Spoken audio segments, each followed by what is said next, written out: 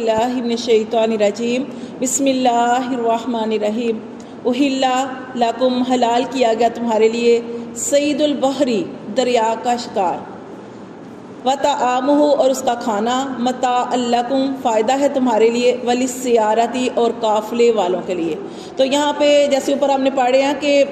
شکار جو ہے نہیں مار سکتے احرام کی حالت میں، لیکن اللہ تعالیٰ نے یہاں فرمایا کہ وہ شکار تمہارے لیے حلال ہے جو دریا کا ہے۔ دریا سے مراد یہ بھی جوہر تالاب سارا کچھ اس کے اندر آ جائے گا، یعنی وہ شکار جو پانی کے اندر ہو، وہ کیا ہے؟ مچھلی جو ہے، مچھلی کا شکار جو ہے نا وہ احرام کی حالت میں جو ہے نا وہ کر سکتے ہیں اگر کھانے پینے کے لیے کچھ نہیں ہے تو۔